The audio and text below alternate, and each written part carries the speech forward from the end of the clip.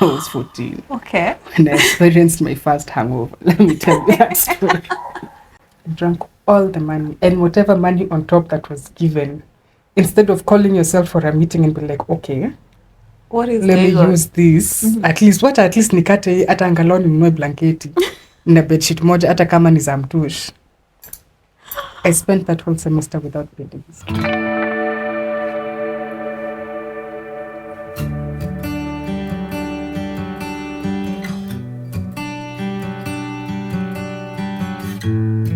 Good evening, good morning, good afternoon from wherever you're joining us from. This is your girl, Stephanie Macharia, on your We Talk Show.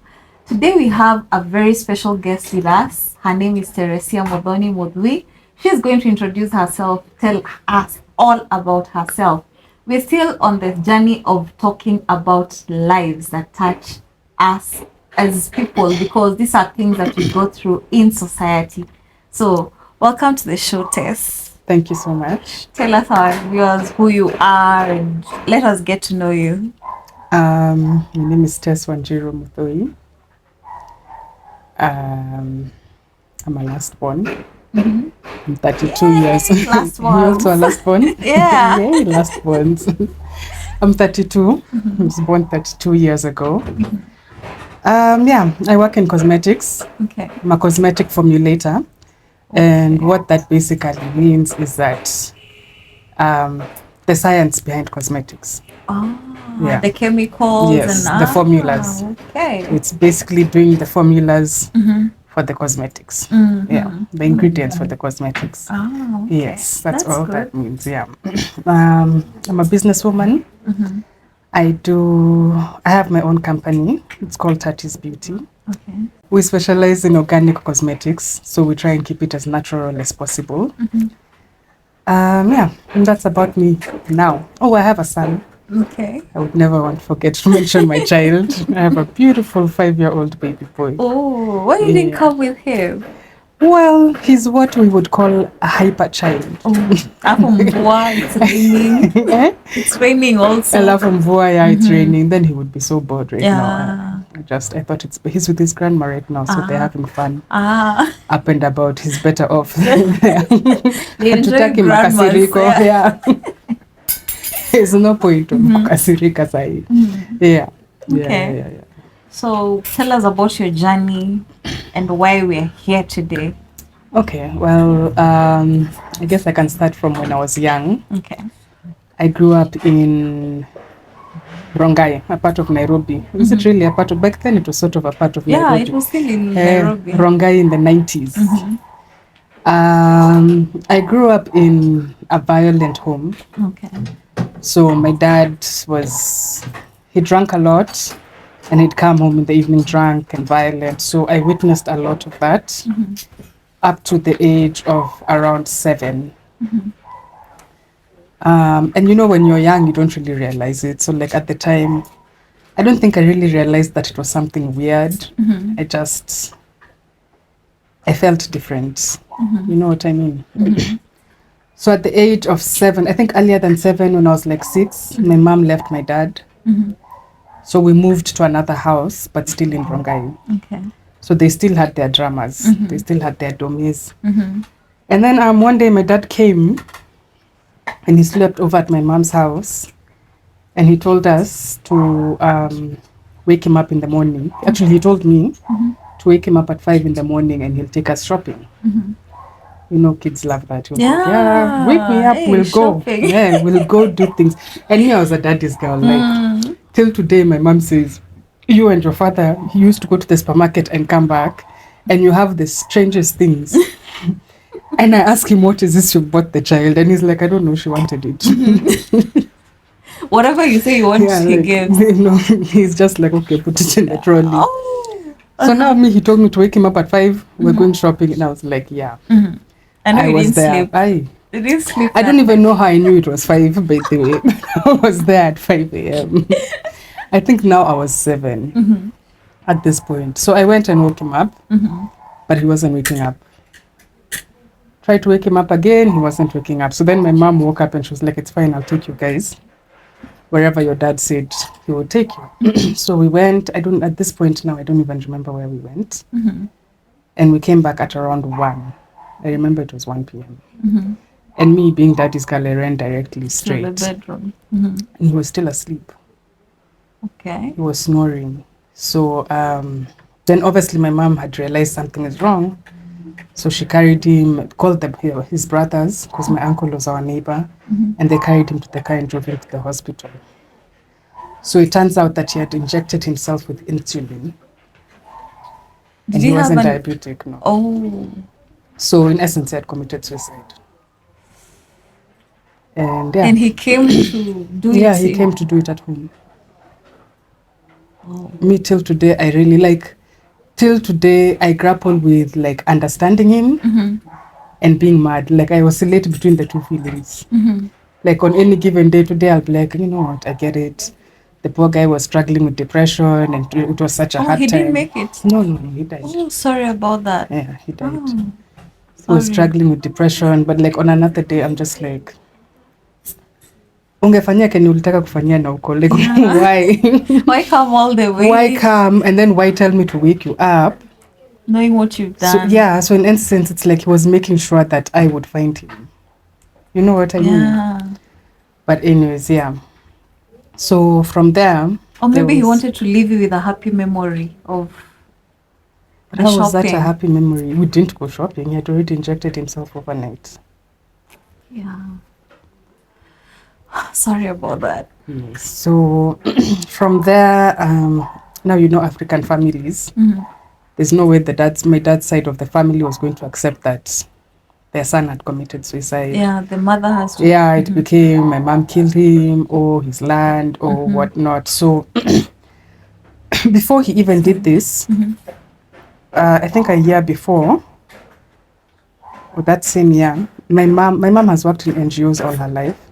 So she had been offered a position in another country, but she was still thinking about it and whatnot. So when the death happened, she was like, okay, we're going.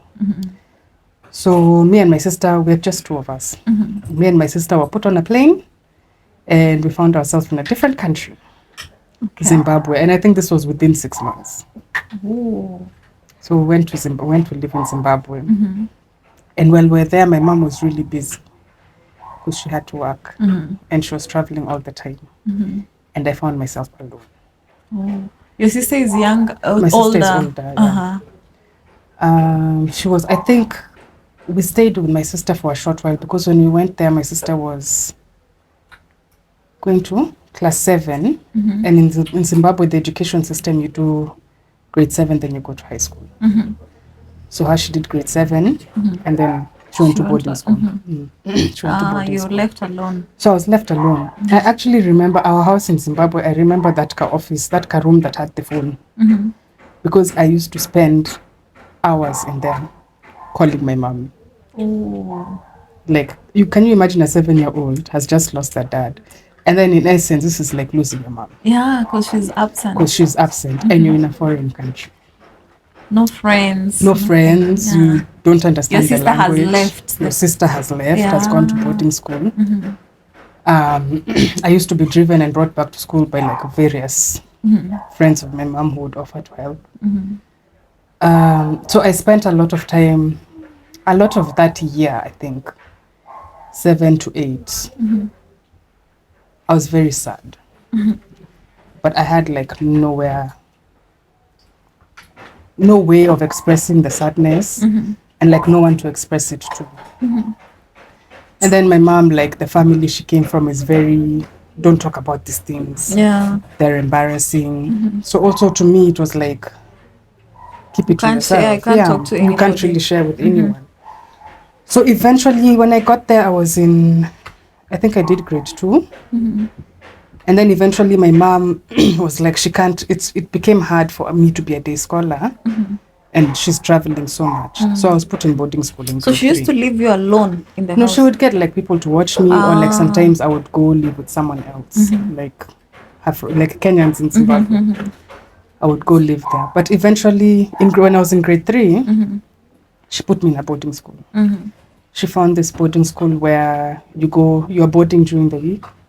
Then Weekend you you come go home on the home.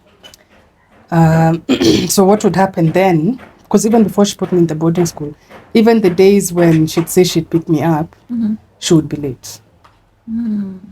So like I was a person who was being picked up from school at 7, 8. But even when I was in boarding school, it was the same thing. She was always late. And then my mom, this is something I came to understand later. I think how she deals with things by just being direct. So like she would get there and be like, oh my God, I totally forgot. But no, to a child.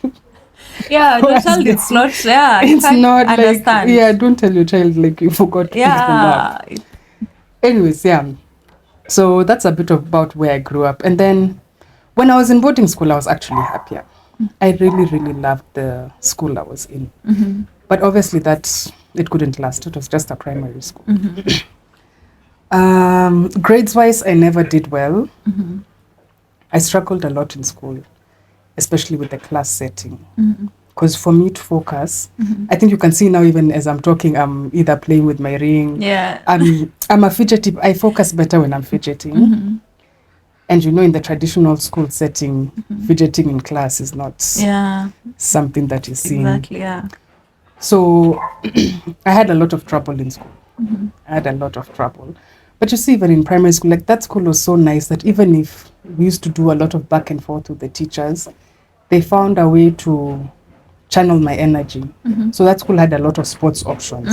So I used to spend so much time on the field. Oh, you're good in sports? Yeah. I used to play so many sports. Really?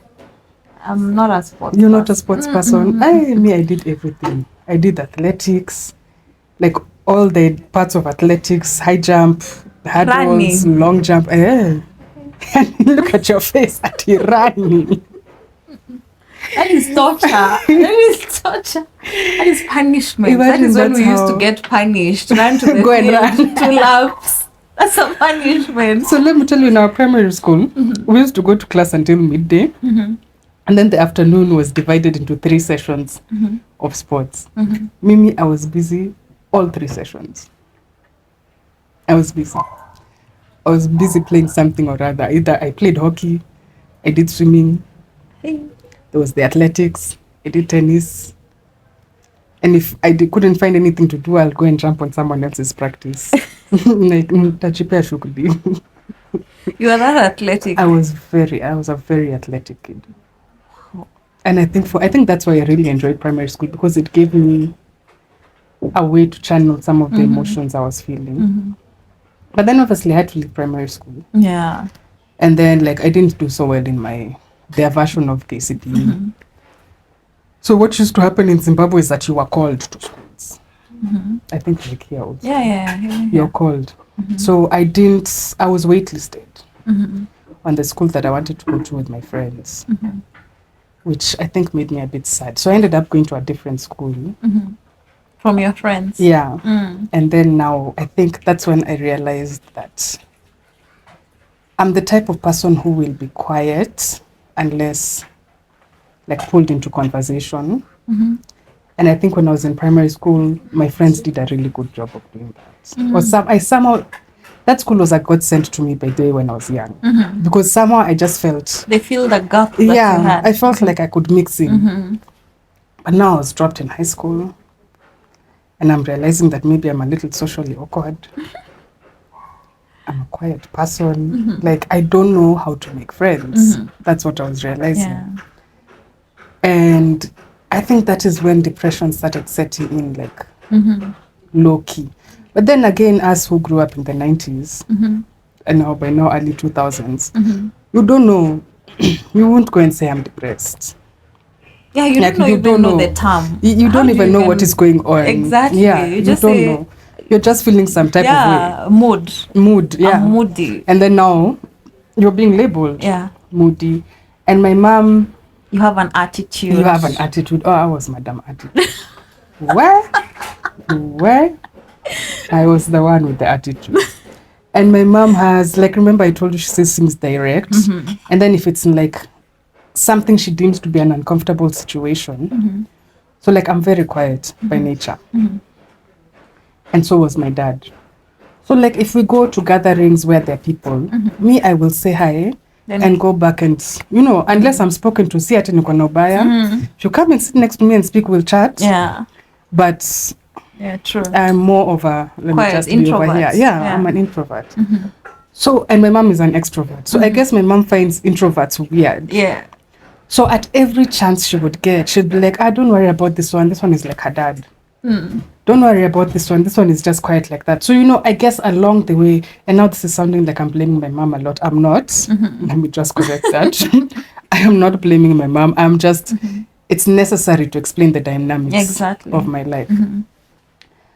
So I grew up sort of feeling like maybe something about me is weird. Like the rest of the people are not like that. And this is a characteristic I still have until today. It made me start to... what's the word? It made me really good at blending in. Because now I started feeling... because if you're an introvert, especially when you're a kid, under that introvertedness is a lot of shyness. Exactly. And I was very shy, even as a much younger kid. I was a very shy person. Even till today, I'm shy. Even before we started here, I was like... But you don't look shy. What have I gotten myself into? Who sent me? Who did this? But anyway, so now you can imagine it was worse when I was younger. So I started, first I hated the attention because like there's always this person making this excuse for me. And when you pull attention to it, obviously now everybody realizes there's this person sitting in the corner quietly. So I started, even without noticing it, I started doing this thing where in any setting I would go into, I would quickly assess what kind of people are this and what is needed here in order to blend in, to not to draw attention to yourself. And what that did in the long run, this is now, I'm jumping forward a bit because this is now something I notice now when I'm in the process of sobriety and getting to know yourself better. What that did is you end up losing yourself because you're not just one person. You're whoever the situation needs you to be. So that's what I ended up starting to do. But that was long after I'd left the high school I was in. I was really unhappy there. And then I remember one Christmas, we were in the process of moving from where we lived in Zimbabwe.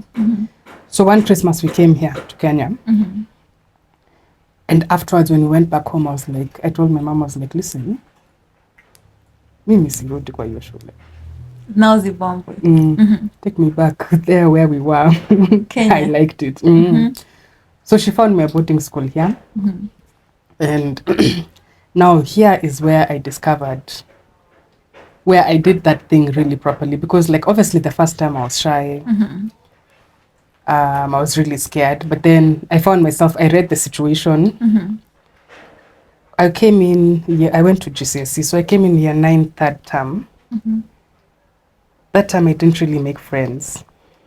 Year 10, first term, I came back kama nimejipanga. And to be honest, till this day, even my teachers used to ask, what happened? You came a changed person. Because year 9, we were even saying that you'll make prefects. The person that you came back as in year 10, we do not understand. You're a totally different person. I knew because I saw the cool kids. They used to drink. And you already used to blend in. Yeah. They used to drink and, hang out with older boys, the A-levels. And me, I came in ready to blend in. You're ready for anything. And let me tell you, Steph, I walked in and I think we became like, I think I was the baddest of all. No. Also, something happened also that December. We went to a party. Because now my mom was really a party animal. Now after she was a widow. Are they widows or widowers? The women are widows. Widow. Yeah. She was a widow. I think Widower. she really... No, I think the men are widowers. Okay. Someone must tell Correct us. Someone must tell us. Anyways, after her husband died, that's the point, and she was single. She was a single woman. She was really... Like, she connected with a community in Zimbabwe that was, they're living a life. they're living a fast life. Party life. Yeah. And she was young, definitely. Yeah, and she was young, and now she was making to nice monies. Hana ma stress za bwana, but because it's before, like I told you, before they even divorced. Yeah. It was fire in that house. It was a toxic marriage. It was extremely toxic. So she was living her life. She was having fun. So I remember before I came back to school that December, we went for New Year's Eve party. And I think that was the first time I drank alcohol. My friend, so the party was at her house. How old are you here now? 14. 14. I will never forget. I was 14. Okay. And I experienced my first hangover. Let me tell you that story. I didn't even know I had a hangover. So the party was at they were family friends. My mom and her mom were really tight. Up to today, they're really close. So my friend my friend is 15. Like, she was 1 year older than me. And a lot of my friends were older than me. So she was like, let them party, let them finish, they'll exhaust themselves. And the ones who are living left. My mom, obviously, because, she's basically at like her sister's house. They went and blacked out. So my friend was like, now we clean up. Hatuta kosa form. So she found brandy. Someone had left brandy. And she took 2 bottles of water. Jaza zote. Which was like... Empty bottles. But now my mom was working in SA, actually. In South Africa. M2 empty bottles. Empty. It was not even chased with anything. Kasama trying to chapel Labs estate. Usiku. Asubuhi now, the party had ended 5 in the morning. You didn't even sleep? I know. Sleep for who? We were waiting for that alcohol. The moment you've been waiting for. How will you sleep? So we went. Let me tell you. That day, remember I told you I'm a shy person. Hata kama tumezoeana, I'm not a particularly talkative person. But that day I gave those people stories. I talked stuff. Where my friend till today, when I remind her of that story, because we're still close till today, and now they moved back to Kenya as well. When I remind her of that story, I just have to because then she remembers what I'm talking about. She'll take over the story. She'll be like, yo guys, let me tell you that data that data stopped. So you see, now I'd already enjoyed Pombe, and I knew how to. I now knew how to do it. And another thing about that day, that was the day I realized, I was like, I talked, and I wasn't shy, and I didn't have all these feelings of weirdness and inadequacy. Gave you the courage. Everything was gone. I was feeling on top of the world. So it's like a light switched on in my head. I was like, there's this thing. This is what pass. This is what will be it. Then I come back to school. I put on the character that I decided I was going to put on. Katoto kazuri. So by now, niliona huyo katoto kazuri wa year 9 hakuwa ananisaidia maisha. So you were the bad girl. Yeah, became the bad girl. Nakuja, immediately I made the friends. I was even dating a year 6. Year 6 jamani, kama I said year 13, A-levels. And I think about this story till this day. Steph, please tell me why I was 14. This man was 20 years old. And he was okay? Hata alikuwa anafanya nini high school? Till this day, I don't understand. That situation was bad. But at the time, first of all, you're 14, you're quite dumb. I was like, I'm the coolest. I'm the coolest around. Even the other girls are like, wow. And then, he had a reputation of being the bad boy. So, everyone was like, oh my gosh, that's Tessa's boyfriend. Nilikuwa nimejisikia mbaya. And then he was a day scholar. So now he used to bring us booze. Sasa ikakuwa form nikule. He just used to drink, honestly. And then the thing is, my best friends, even now sometimes I just really ask myself. One of the girls was my best friend in high school. Ni wakili. She's big time. And then you see now, if you look at the amount of time I wasted, and this girl was just busy going through her law school and stuff, because obviously after high school, anyways, we'll get there. And then I also realized if you go with the sports team, if you go with the sports team out, it's easy to get booze. So we also used to do that. Like now our whole lives just became, you know, how do we get alcohol into school? And funny enough, I wasn't really a bangy person. I did, for me, it was just alcohol. Not drugs. Not drugs. I didn't want to do drugs. I just wanted to drink. I loved alcohol. And which alcohol? Is it makali or beer? Makali. Bia utaanza kunywa saa ngapi, utalewa saa ngapi shule. It's a waste of time. You want something fast. I remember there's a time, there was this thing called Clubman. I don't know if you know Clubman. Very minty drink. I don't remember how we got it into school. My friend and I tukachapa shots. Tukachapa flash shot. Where? Tell us. I think I'm the one who vomited near the stairs. It was just, and I don't know how I never got, like they never caught me drinking. You never caught? Let me tell you, it's just God. Let me tell you how I got into trouble, because eventually I had to leave that school. I didn't finish high school there. We had gone, what had we gone to do? These school trips for like leavers, you know, almost done. I think we had gone to Mombasa. Yeah, tulikuwa tunaenda Mombasa. Now on the way back, when the day we came back was when midterm was starting at school. Okay. So me and my bestie, because now I don't have anywhere to go. It was any extended holidays, I fly back home. To SA now. To SA. So I told my mom, listen, hakuna haja, like don't waste money. We concocted a plan and we thought it was so great. Let me tell you, I would have gotten away with this plan. Because I told my friend, I was like, listen, I'll tell my mom we're staying with you in hostels. And then you tell your mom you're staying with me in hostels. So there's no point. Like she can come get you on Sunday so that you can get ready for school on Tuesday. See uniform, like who is meant to get caught there? Hakuna. Sisi were dropped by the bus. People are being picked up. Sisi how stage. Tukaenda sherehe zetu the whole weekend.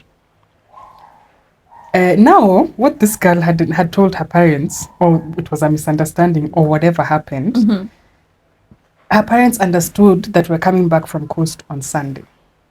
Because she told them, come for me on Sunday at 6 p.m. How she understood we're coming back from Coast on Sunday. But either way, it wouldn't have been such a big deal. The point is, we were not there at 6 p.m. Hatukuwa hapo. People were still recovering from hangovers. So you didn't go to Coast? No, we went to Coast. Now, the day we came back from Coast is when the midterm was starting. So now that's when me and my friend were like, this is an opportunity. This is an opportunity to go and have a good time. Sasa my friend told the mom, come get me on Sunday at 6. 6 imefika. Then the parents at school are saying, she said they're coming back at 6 from Coast today. Hey. Your story kaishi hapo. Like they left because the school told them these guys came back on Thursday. There's no one. And then now what happened is the person she was last seen with was me at the stage, and it's the vice principal who saw us. Sisi tumejirudisha shule sijui saa 3 Sunday evening. Amjui hata kwenye kume. Hatujui venye kumeenda. We are unaware. Acha Monday ifike. I'm hearing so and so, I don't want to say her name. So and so come to the office, ameenda. You know when you hear your friend being called, something tingles, but you try and lie to yourself, no. Ameenda. She comes back to class. Tess. Now for me, me, I wasn't in that much trouble because they were like, but you were the last one with her at the stage. I was telling them, has my mother been looking for me here? No. But obviously they called my mom. Now they're like, your mom said you were here, so where were you? And you were the last one with her. Yeah, I'm like, bro, I don't know where she went. You, where did you sleep? Me, I was at my friend's. Say where she went. I was like, I don't know. Tumekana. Until one Wednesday, I remember I was in home science class. So it was this how guy.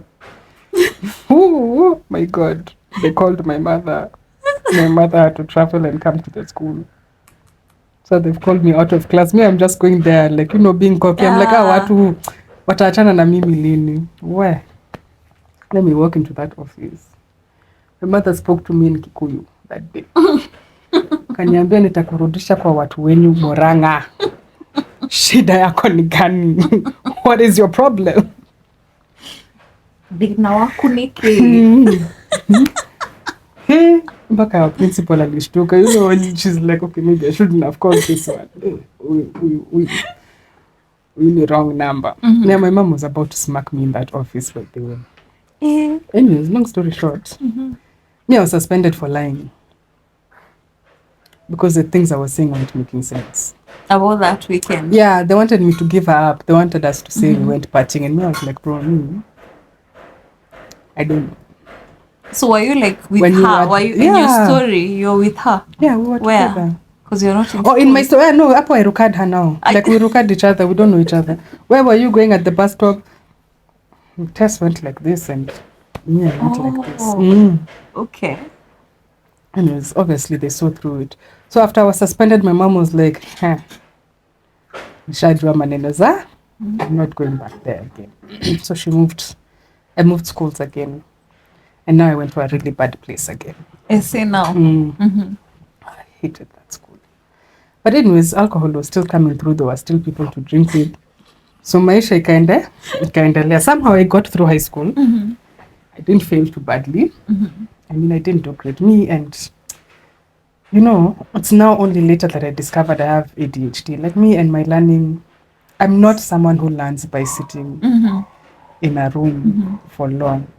When I do that, like a kid, the way when unajua venye mtoto ameboeka, they start becoming distracted. That is me, even as an adult. Like Mimi forced me to sit in a room for too long. Utaanza kusumbuana. Utaanza kusumbuana. Utaniona tu, I'll just start doing things. I start peeling things off the table.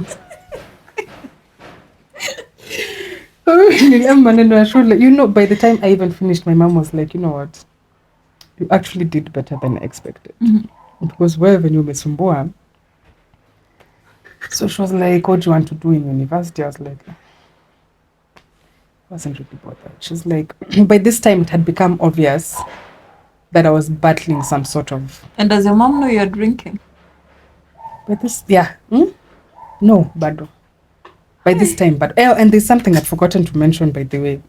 When we were home, even when we were still in Kenya, let me tell you, the first time I knew Amarula was alcohol was when we went out somewhere with my mom. I think I was around my son's age, 5, 6.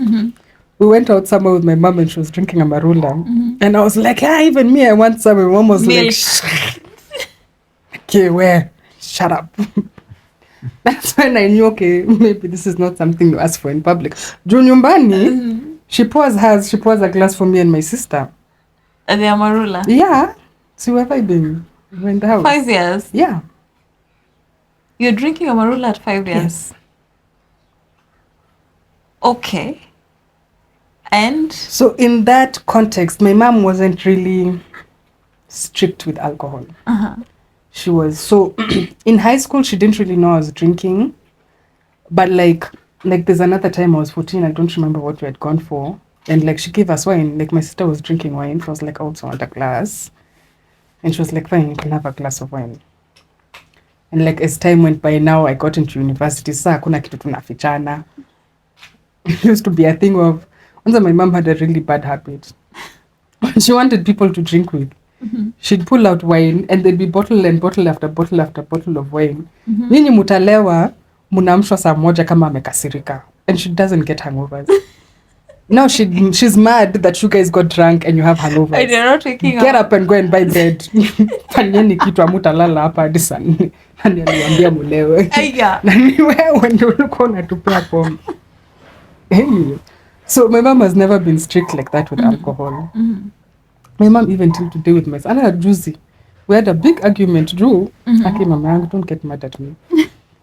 Juzi, we were with my son at her house, and there's a drawer where she keeps this promethazine. She uses promethazine to sleep. You know, the 2 blue tablets.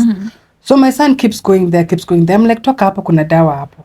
My son is like, season is ile dawa shosha na nipenga nilale. I was like, are you dragging my son? Oh, what? Are you dragging my son? Letana do. It was like my mom and boundaries, she's very just. Like they're just flowing. So I like, She's I a can free even spirit. she's a free, I can even literally imagine what happened that night. It was probably a night she was with my son, akakataa kulala, and my mom just told herself, Kunywe just ulale. one pill, sasa itamfanyia shika hii sweet tamu kunywa. Lakini aliuzwa. Afadhali angeblend na kitu mtu asione. Sijui ni nini surely. Did she not expecting to tell me? Yeah. Anyway, so she knew, but it wasn't like she didn't know how bad it was. And then there was like one other time when I was in high school when I got really drunk, but I was with my friend and the mom. So like the mom was really nice. She was the type who came and spoke to us. My mom was not the type to discuss things with you. Sisi tulikuwa tunaundwa. Slippers ama mwiko. Anything. Mshipi. We used to be beaten, Janine. So no, my friend, I remember, I'll never forget it until this day, because now when I woke up the next morning, I was like, oh, hapa nimeme. But imagine the mom came into the room and she spoke to us. She's like, you guys were not all there yesterday.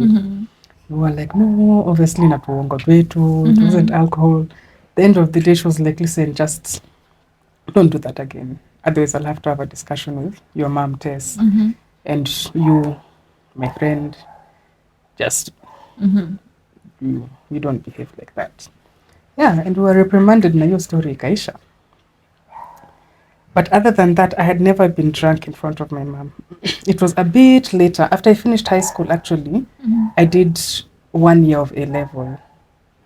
So there's a day it became things like now because my mom is keeping alcohol in the house, I'm stealing her alcohol. So there's a day we were all in the house, and me sasa I'd been sneaking into the kitchen and drinking her wine. And then I brushed my teeth like but the smell was there. So I went to talk to her, and she smelled it. Ilizabuliwa. Nimekelea coffee. Have you been drinking? And me, I'm like, no, but I've just brushed my teeth. She's like, exactly. No, atomelewa, atomeshindwa kusema. You remember how you try to disguise it?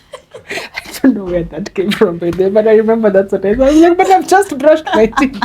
And she's like, clearly, and it hasn't worked. So now that's when I started sleeping. And then now you start realizing you're losing control. Like the first time I realized because you don't actually realize lewa vibaya. But I have, but my cousin told me just one day, we were just sitting there in a circle, I don't know, doing what. And she's like, do you want to see what you're like when you're drunk? And I'm just looking at her. And then like she described a scene that I really didn't like. But like I realized that like in the back of your head, you're like, okay, that's not good. And how comes I've never realized that I do that? But like, you just let it go. And then kidogo, you go out. First time you go out, you come back. You sleep, you wake up in the morning, and the bed is a bit wet. And you're wondering what happened here. What went wrong? I don't have a child. What went wrong? It was you. It was how things start gradually declining like that. But things got bad now when I went to university. Oh my God. Oh my God. I think I started university in 2010 ama 2011. Hata nikwambia hiyo degree nilianza huko sijaimaliza hadi wa leo. Ile ulifanya A-level? Yes, the degree I started now after I did my 1 year of A-level, now I went to university. Nakwambia the degree I started in that university, hadi wa leo sijaimaliza. I just left it. I was like, let me just start a new life at this point. Acha tu nianze maneno zingine. Because now I went to university, and I remember the first friend I met in university was at this shop, kiosk. At that time, obviously, we were smoking. So I think I'd gone to buy a cigarette, and then I turned like this, and I was looking for a lighter. And she saw me, and she did this, and I was like, yeah. Let me tell you, for the next 2 years that we were both in that school, because she also dropped out, we were like this. And it just so happened that I made friends with my fellow mad woman. You guys clicked I used to go immediately. to class drunk. I used to do my exams drunk. Then it becomes a point. I remember there's even a time I went to do a math exam. I had mugoka in my mouth. Like I was channing. I was channing during my math exam. Nilikuwa nachana. Mimi sijui kama huyo like aliniona ama kuniona. But facts, mimi nilikuwa nachana. And I think I did that a few times, especially in math, because I used to find math so hard. I was like, mimi naenda huko kanisha. But sasa you'll do that, and then eventually it just became that I'm not going to class. The thing is about addiction, it demands all your attention. So other things become zinakuwa ngumu. Unaona kama this hii kitu ina impede raha yangu. And then addiction, it sort of changes your brain chemistry. Na ndio maana unaweza ona mlevi, the way you're reasoning, to you what is logical is completely illogical to someone in addiction. Yeah. That person's brain has already been rewired. Haifikiri kama yako. So we stopped going to school. And my school, instead of alerting me, they emailed my mom. I didn't know she had been told. So unamdanganya tu bado uko shule. Kumbe nishajua umefukuzwa shule. And then so I was so my mom told me, she's like, well, hakuna mali unarudi, like where are you going back? That school doesn't want you, you're not going. And by now she had already started seeing this girl drinks a lot. And then like the signs. By the time you're drinking that much, you can tell in your skin. You're not eating well. You're not eating well. Sleeping. You're not sleeping. You're shaky when you haven't drunk. Even taking care of yourself, showering and all that. Me, I had a pair of Crocs that I used to live in. Hizo Crocs nilizivaa hadi zikapata shimo hapo. They had a hole. That's how I knew I had to get rid of them. You used to live in. And actually, before, why am I skipping so many things? Before I got kicked out of school, there's a time I'd gone out with a friend of mine. We went, Iba inaitwa K1. Naske, it's still around. It's still there? Yeah. K1, K2? K1 is the one in Parklands. Yeah. We went to K1. And my friend, for some whatever reason, alikuwa ametoka TZ, I don't know what kind of money she had. Because even me, when she was looking for me, I was like, listen, I don't have money. So you come to me and, we'll do whatever here. She's like, no, I'll pay for you a taxi, come, blah, blah, blah. I was like, okay, I'm coming. Why not? Tukaenda K1, and then we wanted Mzinga, and they didn't have like the 750. They had 1 liter. So long story short, she ended up buying a 1 liter bottle of vodka. And we were 2 girls. Mimi hiyo siku sijui kuliendaje. I don't even remember leaving K1. My next memory, I was in Nairobi hospital. I had vomited blood. So I was admitted. I think I spent 4 days there. My mom had to come. Nikachangiwa diet, whatnot. Katoka hospitali, I went back to school feeling... I was traumatized, by the way. I didn't drink, I think, for 3 days. 3 By this time, kwanza we had a... Traumatized, but it's 3 days. It was 3 days. Trust me, that was trauma. By then, we had a clique. It was no longer just me and this girl. We had like a clique, and there was a place, like there was a road. We used to go behind there, like before classes or whatever. The ones who didn't live around school, by the time they go to school. We go there, tunachanga kenye tuko nayo. We drink. The ones who are a bit more focused, which danganya, they go to class. Some of us were like, see, tatupata. Yeah, and then some of us had already given up on pretenses. Mtatupata hapa. Then when I joined that school, I took over my sister's house because she was in the same school. By the time I was joining here, alikuwa anatoka. I moved out of that house. It was almost an eviction, but I moved out. I think I'd convinced my mom I needed to move for whatever reason. So I went to a different house now with like, my friends closer. We were evicted. Tulifukuzwa. So now that was the beginning of evictions from houses. We all live, when I don't know how to describe to you guys the life I was living. I had gotten to a point where I couldn't even clean my own house. So my friends used to come. There were some people who just liked drinking. Honestly, till today, even when I meet them, they still drink the same, but they don't have the same like signs of addiction. Control. Somehow, wako na control.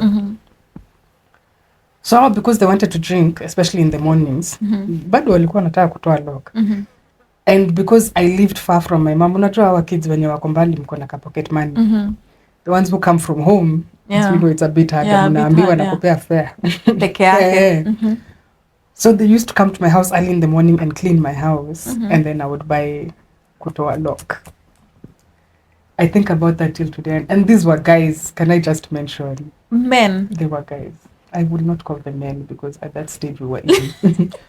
Nobody was a man or a woman. But they were of the male species. Imagine. They come to clean? Yeah, they used to come and clean my house and then I would buy the alcohol. Wow. Okay. So by then, that's how things deteriorated when I was in university. I ended up in hospital, Nairobi Hospital that one time. Then I got kicked out of this house now that I was in. So my mom was like, no, come back. To SA? Yeah. So I went back home. And when I was at home, I was okay. I wasn't as bad as I was when I was here. Well, the company. Because there wasn't that much company. And nikakaa home, I think 6 months. Then I came back. I came back and talked to the school. They gave me another chance. I remember that second time I came back, I was put in a hostel. Kuna hostel fulani huko karibu na Safari Park. So my mom had given me money. And I don't know why my mom hadn't yet learned not to give me money. She was still giving you money. I think she was still in denial. Wajua vitu zingine hata kama mzazi utaki, like you just don't want to be bothered. Yeah. And then I guess also the thing is she was far. So to compensate for her is to make you happy. Yeah. Sasa nikakuja, the hostel had a bed. It was like a nice place, but I needed beddings. Akasema saa badala ya kubeba all the way from SA, wacha nikupatie do and oba. I spent, I think it was a whole semester because I didn't think nilimaliza more than a semester there. I spent a whole semester without beddings. Pesa? Ay, jamii. All the money gone. I had a bed sheet and a pillow. Blanket? So I was meant now to go and buy a duvet, bed sheets, pillowcases, nini. I drank all the money and whatever money on top that was given. Instead of calling yourself for a meeting and be like, okay, what is let me use this. At least nikate hata angalau ninunue blanketi na bedsheet moja hata kama ni za mtush. I spent that whole semester without beddings. I remember by the time I went back home, my laptop was even stolen because at some point I lost my key for the door and I had to break the door. Then tukaenda mahali, went to drink with my friends. I had friends who lived on Ngong Road. Your story ya kukunywa Ngong Road, first you go there, you get drunk, fare inaisha, you have to stay there a bit longer to find fare. I came back home a week later. Ooh. And I remember it was Christmas. Everyone had gone home for Christmas. I was the last one in the hostel. Kurudi kwa hostel, someone had broken into the house. My laptop was gone. So nilipack tu vitu twangu twenye nilibaki nazo nikaenda. I went home now to SA. I didn't come back after that. So I think I'd even quit. That semester ikienda kuisha, I told my mom, now me and my friends were quitting school. You and your friends? Tuliquit tukiwa watatu. Not even only you. No, you and your friends. Tuliquit tukiwa Tess and watatu. company. My mom was so mad. I can't even explain how mad she was. Wacha nikwambie nilikuwa naamka naenda kutoa kitu kwa fridge. She's like, I'm not feeding dropouts. Go and get a job and buy your own food. Me, I'll feed you if you're in school. So I was harassed in that house mpaka I was like, okay, listen, let me find something to do here. So tukakakaa, we looked around. I enrolled in a school. I did a diploma, to do a diploma in journalism. And let me tell you, I was doing so well. By the way, I was doing so well. Hadi nikakutana na mwanaume mwingine hapo. And the devil he doesn't like to let me rest. Just when things were going well. But the good thing is I graduated from that. I finished that program. Finally. And by the way, I graduated with a really I've been good... waiting for me to finish a qualification. For a graduation. And I graduated with really good grades. Oh, nice. Congrats. So I met this guy. I won't say his name. And we started dating. And we dated for, I think, 2.5 years. But can you say toxic? Yani, hey, me, your guy. So this guy, he said he was a lawyer. He had done law. But he wasn't working. But he had money. He was from a rich family. Okay. Huyu mwanaume kazi yake ilikuwa kukutia nyumbani asubuhi na atanirudisha jioni. And the good thing is he met me when I was in my last year though, when I was about to finish. And I think that's what saved me. Because I wouldn't have finished that diploma. So now it became, I used to tell him, let me go to class, let me do my exam, and then you can pick me up after. So he would pick me up from home, drop me off at class, pick me up from class, then we go drink. Then I get home at like 10, 11. And that became life. Even after I finished, we would do nothing but drink. Tulikuwa tunaenda kwake, tunakunywa whiskey. 4 inafika, tunatoka. We went to some area, it was called The Square. Now we go there and drink beers. Mmekunywa the whole day? Yeah, we're drinking whiskey the whole day. Did not change environment? No, we're just change of environment. But let me tell you, I came to discover this man is married. This is why we used to leave the house at 4. Oh. Bibi anatoka job by 5. What? Let me tell you how it even happened. The day I met him was like a week away from his wedding. So like we met, we started talking, and then he ghosted for like a month, and I was just like, it's whatever. He ghosted. But he came back out of nowhere after a month. So this man went and got married, went on his honeymoon, then came directly back to look for me. Why? Till this day, I don't understand. Tuliachana vibaya sana, and I just left, and I left him behind. Because that relationship was going to kill me. Now when I discovered he was married, I don't even remember having the discussion with him, but it must have happened when I was drunk. But like after that, for whatever reason, I stayed. So how did you get to know he was married? He told you? Okay, now the thing about South Africa, the communities are small. He was South African? No, he was Zimbabwean.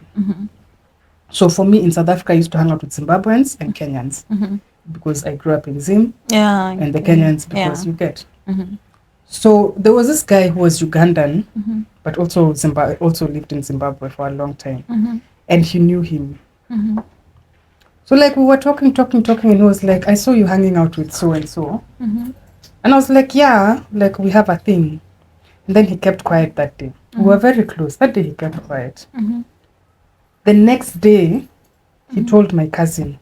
They had come to visit, they had come for drinks, we were drinking. And he told my cousin, he's like, the guy your sister is seeing has a wife who lives with him. Then my cousin came to tell me, and I was like, leave that guy alone, he's whatever. Yeah. But it stuck there. It was in my head. It stayed. One day, I think I was at home just drinking by myself, and I went on a deep dive. Facebook. Oh, my friend.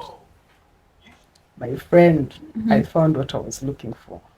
Wedding pictures, honeymoon pictures, everything. I didn't find on him because he didn't have... On the wife? He had like a social media page, but it wasn't active. But through searching his name, I found this other woman, so and so his last name. Fungua. It's the wife. It was my man's. Got married, checking the dates. I'm like, I had just met you.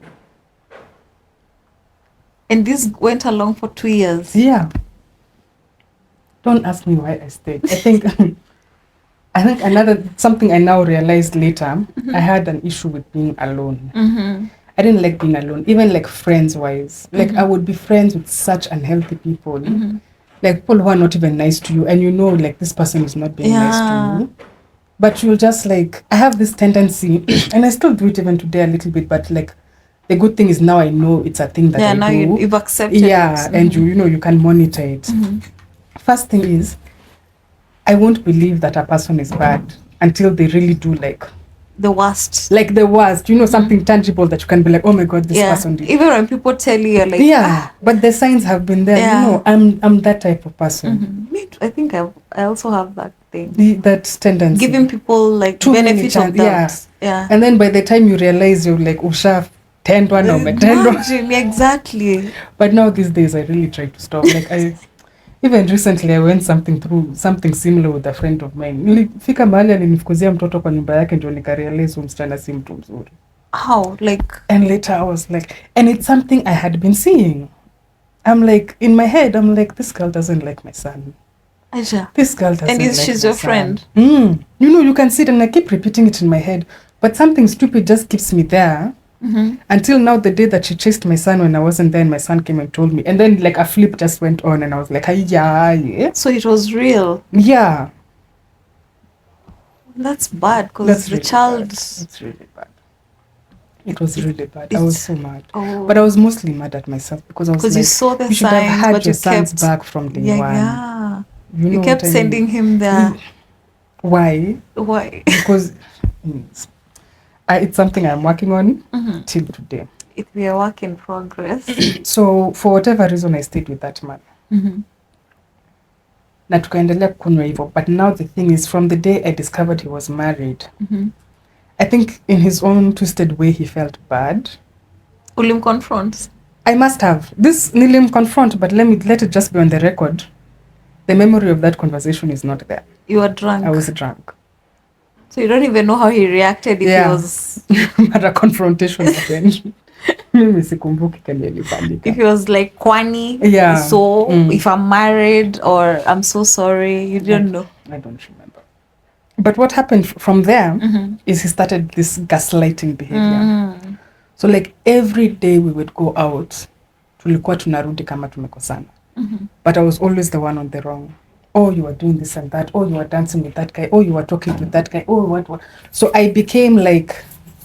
He started finding mistakes. Yeah, I became like the player in the relationship. And for whatever reason, that thing used to hurt me so much. Like I never wanted him to be mad at me ever. So it was like psychological torture for 1.5 years. I would come home in so much emotional pain. Like I'd be crying. I started cutting myself. Cutting yourself? Yeah. It was that bad? It was bad. Like I was going through psychological torture at the hands of this man. And for whatever reason, I couldn't just say, you know what, if I'm such a bad person, let's just break up. You couldn't? I couldn't. And he wasn't telling you off? He was keeping you? He would always come back. Like he'd be like, I'm mad at you. I'd be given silent treatment for half a day. And then, you know, he'd come back. And then by that evening, we're together, getting drunk again. By the time I come home, I've done something wrong. You cut yourself. We start again, the fight. Like, he's so angry at me, insults. And I genuinely used to feel like it's the end of the world. To this day, I am convinced that I was going through some sort of emotional abuse. You know, like people who are abused, they're like, don't ask me why I kept on being there, but it's like you're stuck there. Yeah, actually, I think you are stuck in that situation. It gives you the fear. I don't know how it works. Dealing with a person, especially who is, what do they call them? Narcissist. Narcissist. They have that power. They have that hold on you. Yeah, and they know how to control, how to get you back. They'll throw you and pull you back at the same time. So you'll never find a way out. Yeah. It was a cycle every single day. Then eventually, my mom left South Africa. She was being transferred. She refused to go to where she was being transferred to, so she moved back to Zim. So she left me alone in South Africa. Alone? Yeah. So then it kind of became a mess. And eventually I was like, I actually told her, I was like, there's no point of me being alone here. Mm-hmm. I'm done with school. I want to come to Zimbabwe. So I went to Zimbabwe. I left him, but we had lied to each other, we're together, he's going to be driving down. Mm-hmm. Long distance. It didn't happen. And then now when I got to Zimbabwe, because there was nothing to do, Mm-hmm. there was a bar close by. Mm-hmm. Let me tell you now, I used to drink. I used to drink, Maka. We used to get into arguments with my mom. You know when you wake up Mm-hmm. and there's tension in the whole house, and you don't really remember what happened, but you know you're the cause of this tension. There's nobody talking to anybody. Everybody is on their own. Because it was me, my mom, and my cousin. Mm-hmm. And where is your sister at this point? My sister, left home and left. Oh. After high school, she came to university here, akajipea shughuli. She just, so in a lot of these pictures, in almost all of them, she's not there. Mm-hmm. So it was mostly me, my cousin, and my mom. So it was to the point, naamka asubuhi hakuna mtu anakuongelesha. And you know you're the one who messed. Where will you mess? And you don't even know what you did. You don't even know what you did. At least if you knew, it's better. Anyways, from the night before, it ended up becoming a whole saga. Mm-hmm. Because first, I didn't tell my mom that I was leaving the house. Mm-hmm. But this had become a thing. Me, by the way, I just used to go. Like, by the time ananitafuta, this girl hasn't been in this house, like, for 4 hours. Nilienda zangu zamani. Mm-hmm. So, we had been drinking the whole day with my friend. We were just going about the city. Then I blacked out in the back of the car. Mm-hmm. So we went to her boyfriend's workplace. Wakatoka kwa gari sijui wakaenda wapi. Me, in the meantime, I woke up. I swear this sounds like a movie, but this is what happened. I woke up and went to pee. And they came back to the car and drove off without me. At their workplace? Yeah. Okay. You were in the parking? They parked the car with me in the back seat. Mm-hmm. Nilikuwa nimebleki, wameniacha kama nimebleki. Sasa wakiwa ndani doing whatever they had gone to do, mimi nikaamka. Nikaenda kutafuta choo. They came back, they didn't check, because they were also drinking, they were drunk. They didn't check. They came back, got into the car and drove off. Yeah. Mimi sasa, I had just woken up from a blackout, so it's not that ati I was anywhere near sober. Yeah. Mimi nikashika mguu kutafuta pombe. Nikaenda kutafuta pombe. I met some girl who was sleeping in a trailer. So we ended up sleeping in her trailer. And you know where you are? Sort of. I knew the city, sort of. So I met some girl at the bar. Drunkards are very friendly people. We continued drinking. She showed me to her place. She used to live in a trailer. Like, ilikuwa tu kwa parking lot trailer hivi. We spent the night there. Like, she was very nice, by the way. But the problem is, while all of this is happening, my friends have now realized that they have lost me. And you don't have a phone? My phone was in the car. Sikuwa na simu. Hata sikuwa na jali. Mimi, I was living my best life. So mamangu ashapigiwa simu. They have already called the police. No, this is a whole night thing. Mimi, as I'm busy drinking and going to people's houses and sleeping, we even woke up in the middle of the night and drank some more beer and continued. So now in the morning, I woke up and I was like, okay, let me make my way back to the office to see if these guys are back. Kufika hapo, some guy sees me and he's like, bruh, you are being searched for. Hi, I'm like, but say I'm here. Waliniacha. So now what happened is, as my friend was looking for me, she eventually decided to call my mom and tell her. She told her everything that had happened, even the previous assault. Night, the assault. Hey, ikakuwa maneno. I was taken to hospital. I was tested. From there, my mom was like, like certain things would soften you as a mom. So from there, she softened a little. Then she's like, let's go, because now she's not working in SA anymore. I wanted to study film. So she was like, let's go back to Kenya, because now you can't rely on my work visa. You go and process a visa from there, and then you can go back to SA and do your film. Because ni kama wewe senya una kitu ya kufanya. I don't mind the devil's things go left. Me, I think that was the worst/best decision. Because I came back here in 2014. Let's say 2015, end of 2014. And that was the beginning of the end now for me. Because by then I'd broken up with this guy. We had broken up now for real. And I don't think I ever got over that thing. Sasa nilikuja Kenya nika-rediscover the drinking of Kenya. You know, the drinking that goes on here is it's on a different level, by the way. I don't know if people realize that. Only via Kenya ikwangi normal. There's a spirit behind it. When I got here between 2015 and 2017, I deteriorated from living in Hurlingham to being homeless in Rongai. I had to move in with my cousin, who it turned out like we used to drink together. But every time we drink together in a blackout, he would rape me. Your cousin? Yeah, my first cousin. When I told my mom got mad at me. She was like, now you want to start drama in the family? Who even tells you to go and get drunk with those boys? So it became like it was my fault. Wait, like you were now at your cousin's place? Yeah. So I was homeless because I'd been evicted out of so many places. I'd lived in various places, Langata, bedsitters in Langata, not bedsitters, excuse in Langatas, but I would always end up kicked out. So it had gotten to a point where I was literally zururaying with my suitcases. I went to a friend's place, and you know friends, they're like, okay, that's enough. 1 day, 2 days, go. Basically, that's what I was doing. I was zururaying in Nairobi. The person you go and drink with, you go and Blakey there where you're drinking. So my cousin had this, and he was like, listen, come crash with me in Rongai. He was in university at Koya. Like, come crash with me in Rongai. And I was like, what the hell not? This guy is down. He smokes. He drinks in Tiaji. And it's Kuzo, so you can't even think about anything. It was until one day I caught him like on top of me. I think he thought I was more blacked out than I was. And I woke up and this guy was literally on top of me. But no one believed me. They didn't believe. Well, it just became a sort of thing of like, you took yourself there. You took yourself there, now stop trying to create drama.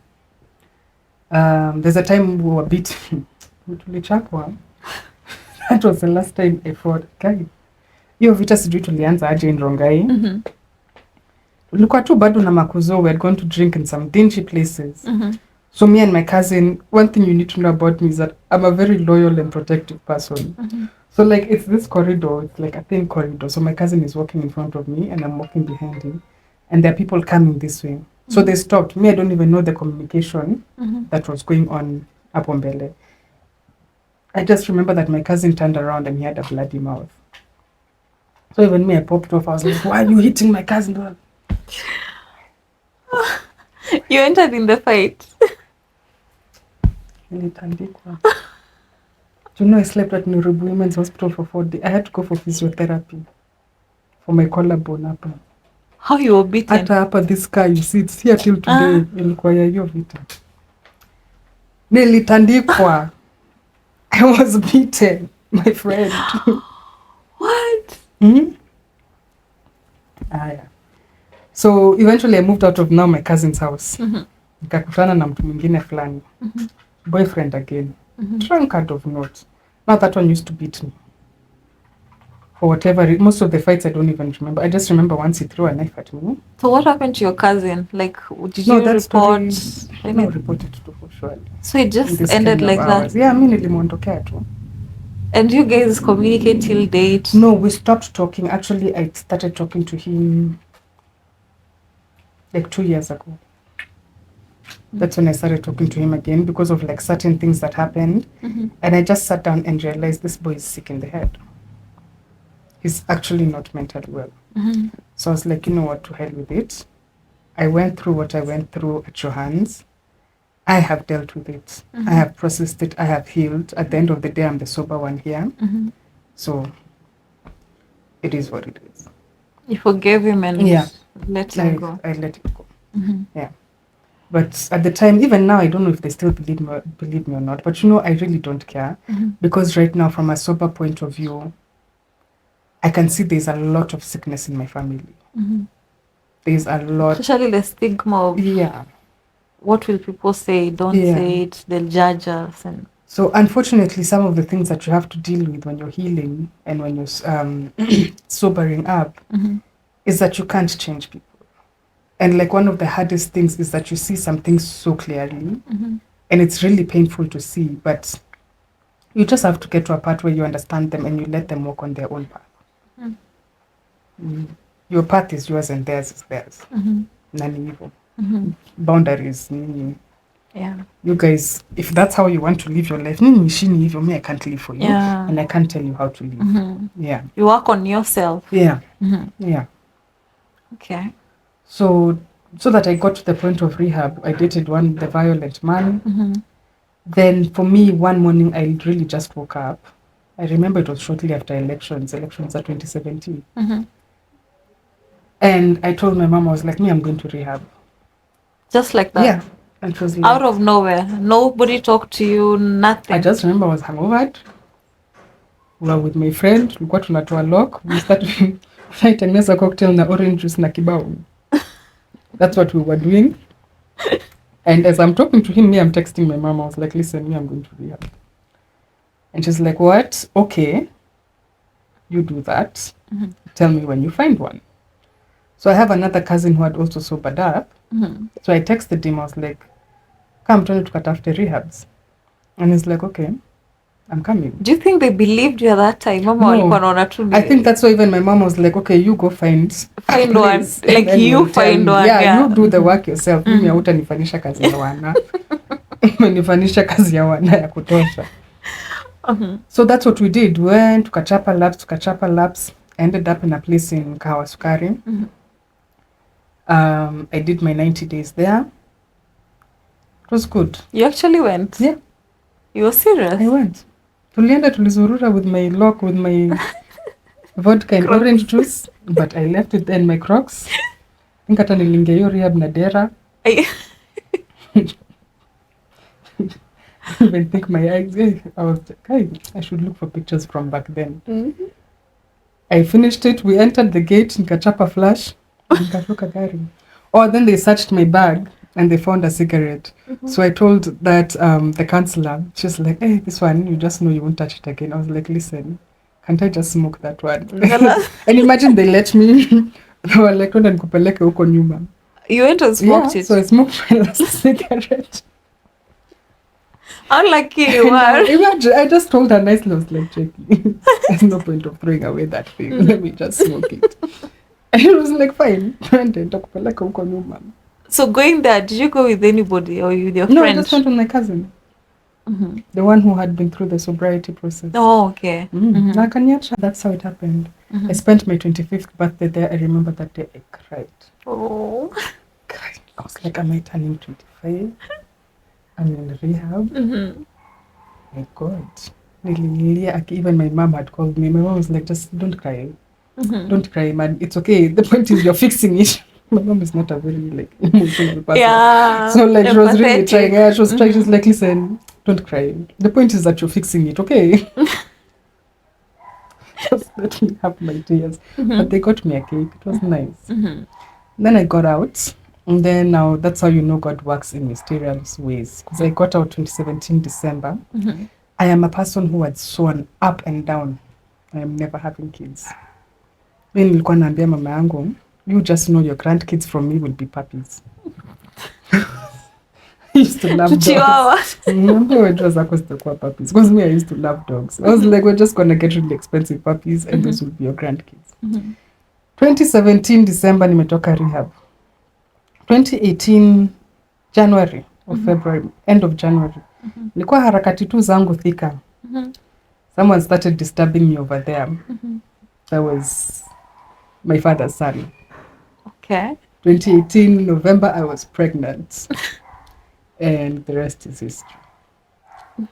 Yeah, but from there I've been sober. We still I've had ups and downs. I lost him. I lost my firstborn's father when he was 8 months. Oh, he died. Yeah, he died. Oh, sorry about that. But from there, I feel like as long as I'm sober, I can really just face anything. Especially after I faced losing my husband, like so suddenly. and when my son was so young. Yeah. But I still overcame it. This is when I was telling you when we were off camera that I had a shopping addiction. Yeah. I had just lost my son's father. And then my mom kicked me out of her house. Why? So I was on my own with like a 1 year old. That's a whole story for another day. I was on my own with a 1 year old. Wacha nikwambie stress, your stress. But I made it. Like I made it. And now my son is 5. He's happy. So what I really like about sobriety and like where I'm at now in life is mimi hakuna kitu nistua. Hakuna kitu inaweza nistua by the way. Yeah, as long as I'm sober, there's nothing I can't overcome. Wow, that's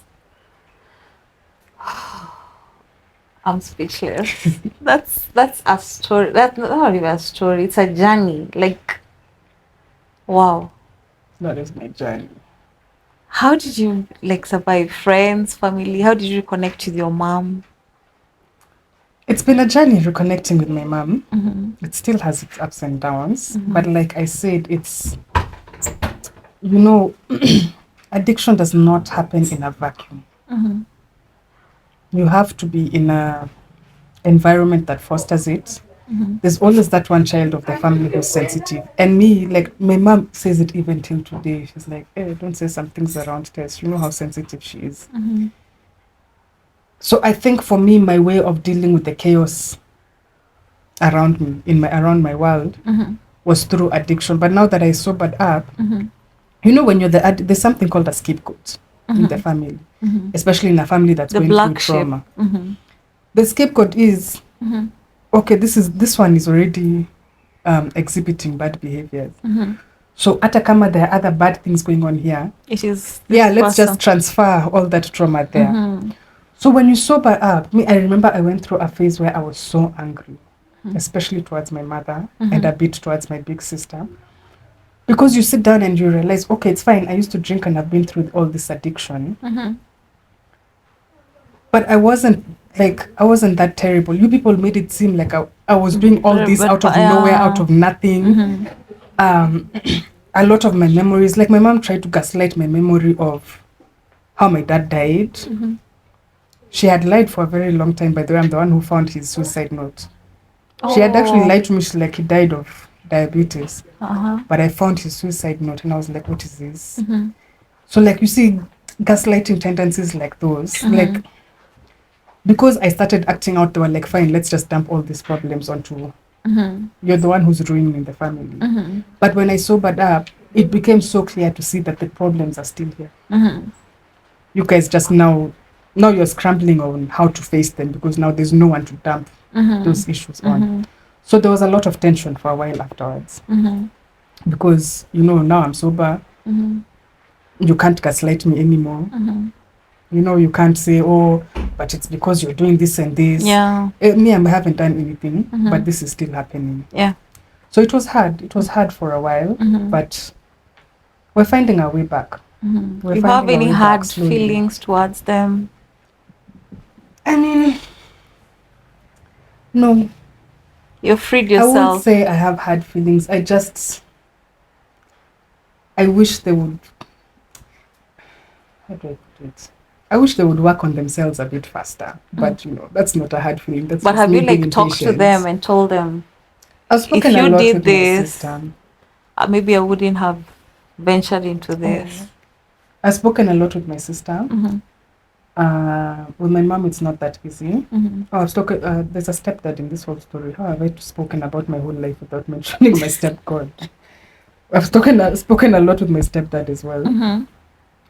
For my mom, wakupelekwa pole pole.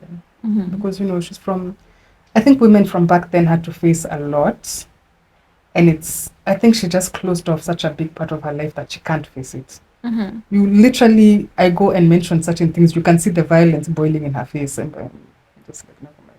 So it's still fresh in her. Yeah, and she refuses to face it on her own, so I can't heal it for her. So tunaenda tu pole pole, but I see changes in her. She's doing really well. She's doing well. We're okay. And she's good with your son. Yeah. Oh, they love each other. So that's a good thing. It's a sign. So I'm telling you, she's she's doing well in her way. I also have had to learn, just because I've been able to see things about myself and start my healing journey doesn't mean others are ready to. So it doesn't mean I have to push them to be at the same pace as me. You understand? So it's hard, but you just have to kind of walk along them and accept them at whatever stage they're at. That's good. So did you go for any counseling? Yeah. Yeah. I've done a lot of therapy. Along the way of sobriety, some issues still came up. Like I still had depression. Depression is like a chicken and egg situation as well. Depression can cause addiction, or addiction can cause depression. So for me, it was depression caused addiction. So I had to go through the whole process of discovering my mental illness. I suffer from bipolar disorder too. Okay. Which means I get manic depressive. Maybe you can explain a bit about that. Okay, so bipolar is basically, or like depression. Bipolar is where you have extreme moods. There's bipolar 1 where there's like psychosis and stuff, but bipolar 2 is a lot more like because if you told me bipolar, what I understand bipolar is 2 personalities. Yeah. So there's bipolar 1, there's bipolar 2, and there's cyclothymic depression, which all fall under bipolar. So bipolar 1 is what you're talking about, 2 personalities. Like it's a lot more violent. So like today you're super happy.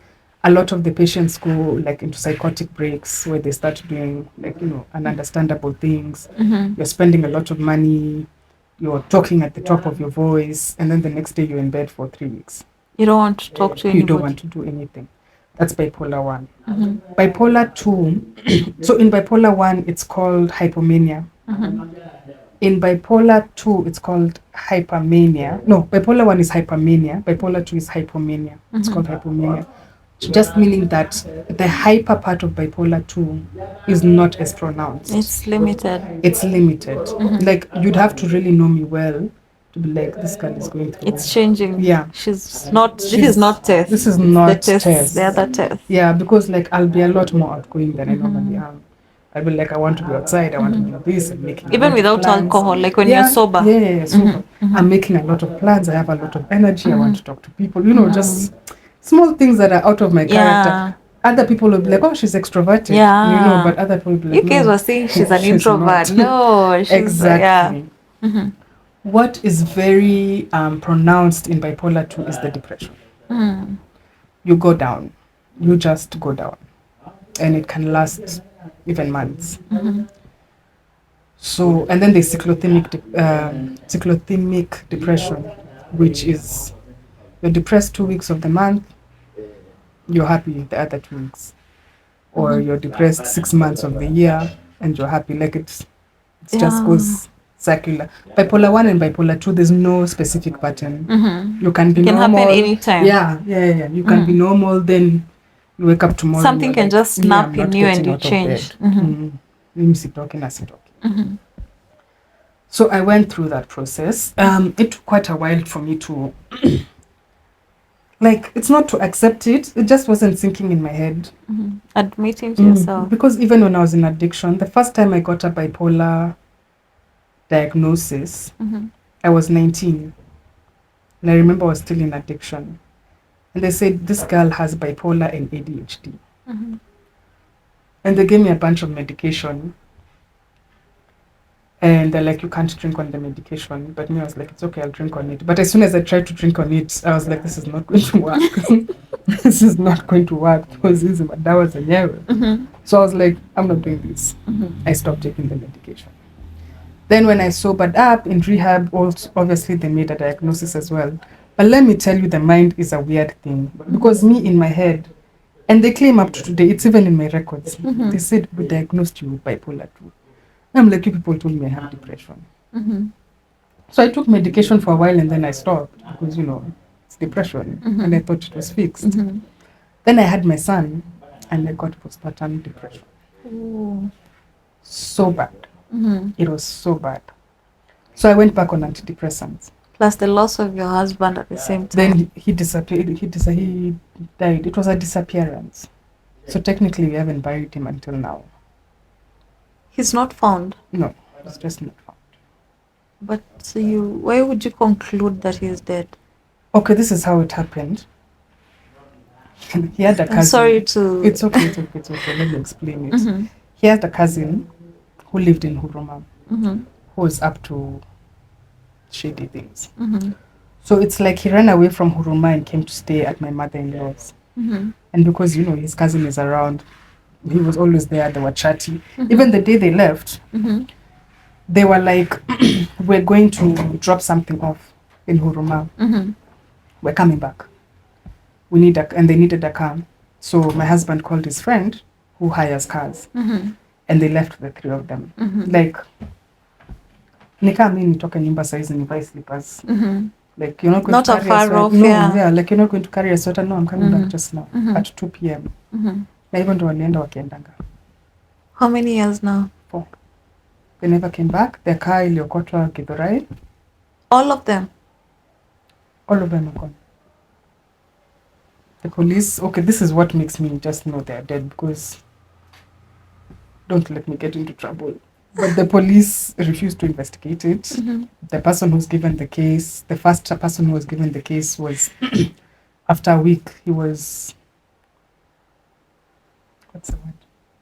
Eliminated. No. He was reassigned to Mombasa. The second person just alishinda kituzungusha. So now we gave the case to Amref and IPOA. Yeah. We're still 4 years later. Yeah. Sorry about that. It's okay. I mean, I came to terms with it. It must be traumatic. It was really traumatic. And after that is when, so after the postpartum, I took the antidepressants. But after that, now after he disappeared, then I was kicked out by my mom. Then I really went through hell. And in last year, actually, December, is when I went back to my psychiatrist, because I was like, listen, I'm not well. I started noticing the depression again. And like I could feel it. You just wake up one morning and you're so grumpy for no reason. You get out of bed, by 10 a.m. you're like, I'm going back to bed. And like I would go to bed, my son would go to school and come back and find me there. Still in bed? Yeah. So the good thing is I called my mom, I was like, I need to go back to my psychiatrist. And she was like, it's fine, you go. So I went, and then she was like, but why are you off your medication test?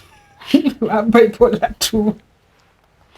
You're insisting it's depression. Yeah, but this time for some reason it sank in, and I was like, okay, it's fine, just give me back the medication and let me continue with my life. Yeah. So now I've been back on my medication for a year, and I'm good. I'm okay. Wow. I'm happy with it. I don't want to go off it again. I'm okay. I don't need to go through those things again. Has there been an episode where your son was affected due to this depression? Yeah, I mean, of course. And it's not something that I'd ever wanted to happen. But it happens. And I stopped beating myself up about it, because I explain it to him as much as his little brain can understand. And I'm okay with it, because let him grow up, not seeing it like the negative sides of it, but knowing that there's mental health issues in his family. You know what I mean? Especially before I went back on my medication, like last year. Last year me and him went through a lot, because I was up and down a lot. And he was at that age of 3-4. So yeah, we kind of drove each other crazy. And he got, then how do I put it? He got a bad side of me. I was very grumpy. I get very irritable. But a thing with my son that I always do even now is, if I snap, I come back and we discuss it. So as young as he is. Yes. Because I know with my disorder, sometimes I will snap. And I come back. Like, it doesn't have to be complicated. Like, I'll just come and tell him, sorry, you did bad manners, but my reaction, I didn't have to react like that. So it's not personal, tusichukiane. Just language that he can understand. Yeah. Ooh. So I always make sure that we discuss it. The thing is that maybe last year he must have seen, okay, mom is snapping a lot. Like, there's a lot of kukosana and making up that we're doing. But there's not much I can do about it, I don't think.